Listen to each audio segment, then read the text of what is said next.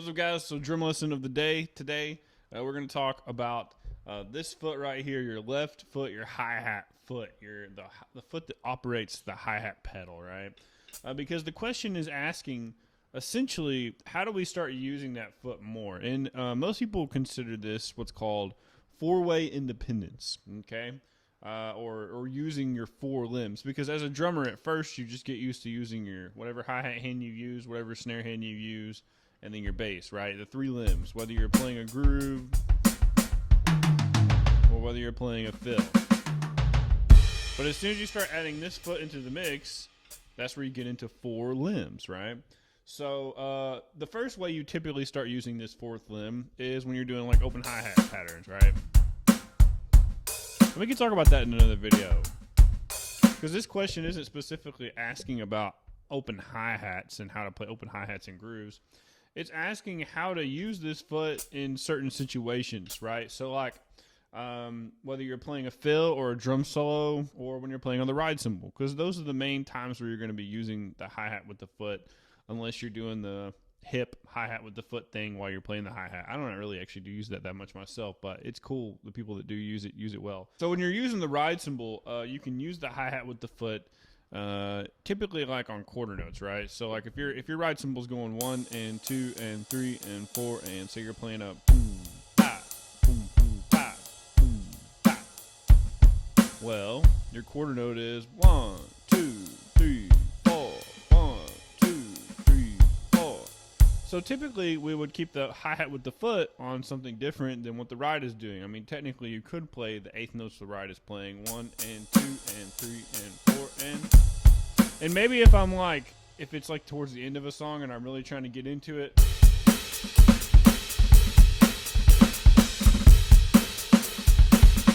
you know, sometimes that's kind of necessary, I suppose. Maybe towards the end of the song where you're trying to keep the energy, but you also want to add more cymbals in the mix. Typically, though, you're going to try to create another element, another layer on top of what you're already doing. So you wouldn't pick the same rhythm. You would do a rhythm that complements the other rhythm. So in other words, quarter notes over eighth notes, right? So something like...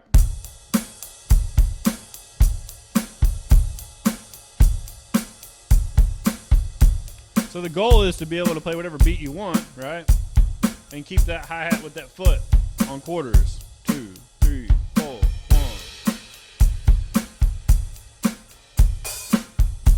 That way you can come up and play the opens every now and then. Right? So, yeah, you can do the same thing with tom grooves.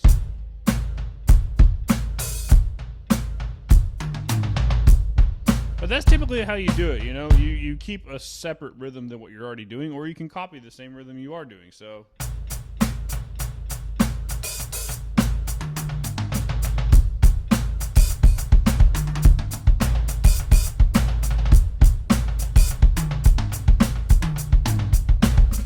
Now, what I just did is an example of using it in more of a solo form. Another way to utilize the hi-hat with the foot is to use it like in a drum solo type form, meaning you're keeping it going on either quarters or eighths, typically, while you do other things around the drum set. And so how do you get used to doing that? Well, the best way to think about it is understanding and learning your subdivisions, which is basically what I've already been talking about today anyways. When I say quarters and eighths, I like to call them, I mean, they all have technical names and ways to count them and all that, but the best way to think about it is actually just think about it in groups. So in other words, if my hi-hat is just playing 1, 2, 3, 4, okay, we can call those quarter notes.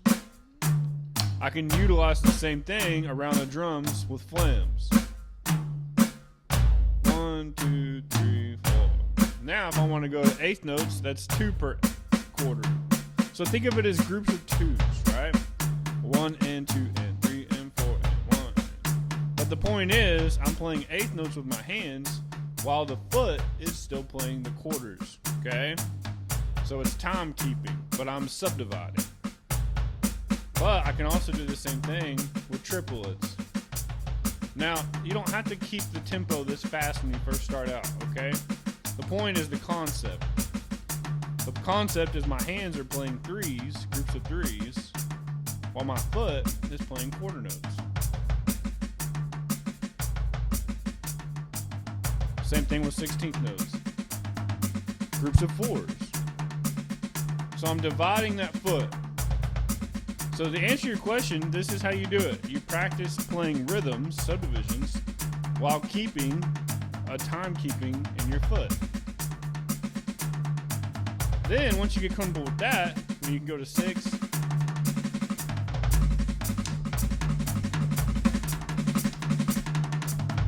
You can go to 8. Yeah.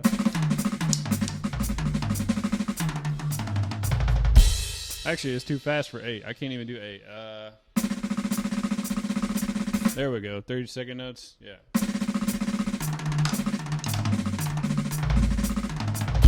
All right.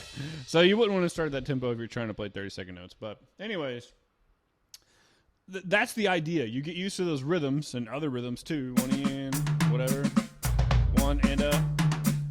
There's all these different rhythms you can learn, you know? That's why if you've never learned rhythms out of like a snare book, so important eventually in your drumming, you know? You're going to get to a certain point in your drumming where you're going to need to just know how to understand how rhythm works, you know? And that's kind of what we're talking about once you're at this point.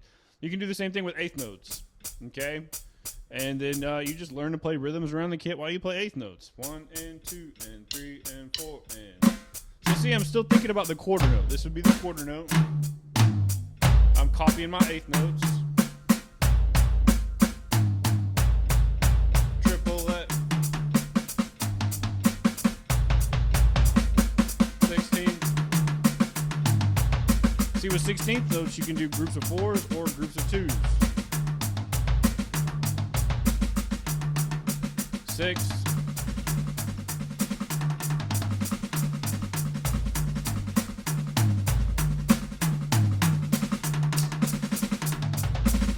8.